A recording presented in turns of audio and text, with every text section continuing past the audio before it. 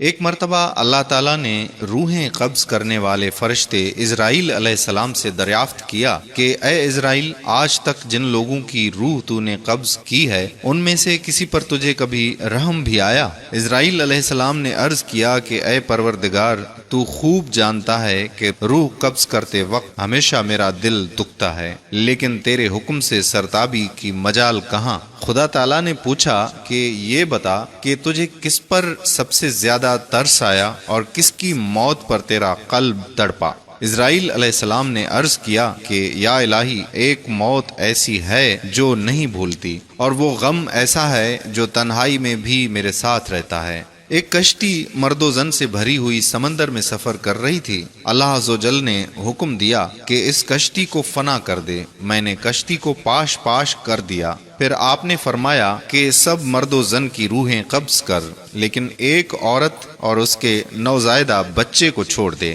میں نے اس حکم کی بھی تعمیل کی، سب کی جانیں قبض کر لی۔ ایک بہتے ہوئے تختے پر ماں اور اس کا بچہ رہ گئے۔ سمندر کی لہریں اس تختے کو اپنے ساتھ لے آگے بڑھتی رہیں، اور تیز ہوا نے اسے انن فنن سینکڑوں میل دور سمندر کے کنارے پر پہنچا دیا۔ میں اس ماں اور بچے کے بچ جانے سے بہت خوش ہوا، لیکن اسی آن حکم صادر ہوا کہ اے اسرائیل، جلد ماں کی روح قبض کر اور بچے کو اکیلا چھوڑ دے۔ اے باری تعالیٰ، تو خوب جانتا ہے کہ یہ حکم پا کر میرا بھی کلیجہ کانپ گیا تھا، اور جب میں نے اس شیر خوار کو اس کی ماں سے الگ کیا تو مجھے کس قدر تکلیف پہنچی تھی۔ اب اس واقعے پر ایک مدت بیت چکی ہے، لیکن وہ بچہ برابر یاد آتا ہے۔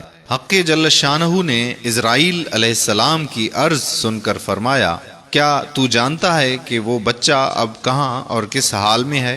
اسرائیل علیہ السلام نے عرض کیا، اے میرے پروردگار، تجھی کو معلوم ہے۔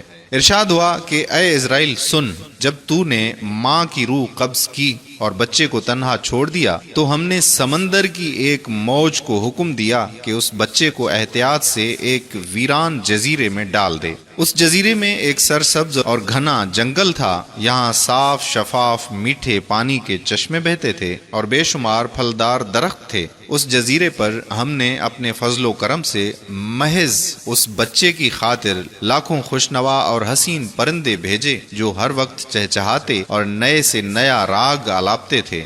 ہم نے چمبیلی اور پھولوں کے پتوں کو حکم دیا کہ اس بچے کا بستر تیار کرو تاکہ وہ اس پر آرام کی نیند سوئے۔ ہم نے اسے ہر خوف اور ہر خطرے سے محفوظ کر دیا۔ آفتاب کو حکم دیا کہ اپنی تیز دھوپ اس پر نہ ڈال، ہوا کو فرمان دیا کہ اس پر آہستہ آہستہ چل، بادلوں کو حکم دیا کہ اس پر می نہ برسا، بجلیوں کو ہدایت کی کہ خبردار اسے اپنی تیزی دکھا کر مت ڈرا۔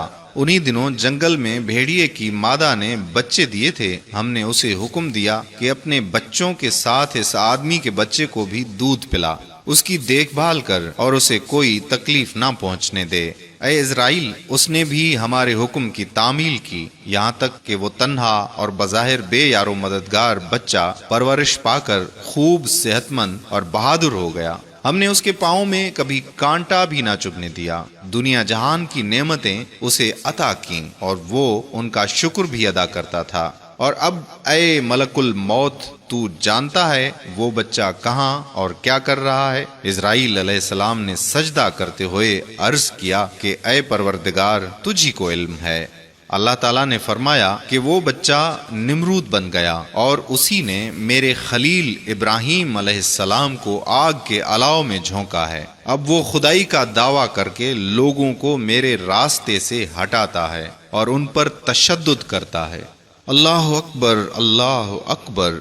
قارئین اکرام، ایک وہ مہربان پالنے والا جو اتنی ساری نعمتیں عطا کرتا ہے اور ہم ناشکرے بن جاتے ہیں، اس حد تک کہ نمرود نے خدائی کا دعویٰ کر دیا۔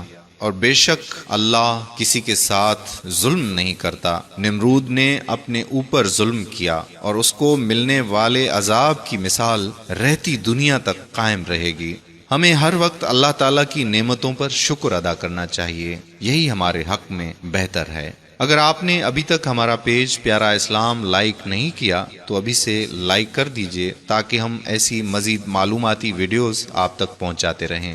اور اگر آپ نے ابھی تک YouTube پر ہمارا چینل پیارا اسلام سبسکرائب نہیں کیا تو ابھی سبسکرائب کر دیجئے تاکہ ہم ایسی مزید معلوماتی ویڈیوز YouTube پر بھی آپ تک پہنچاتے رہیں۔ جزاک اللہ خیرہ۔ السلام علیکم ورحمۃ اللہ وبرکاتہ۔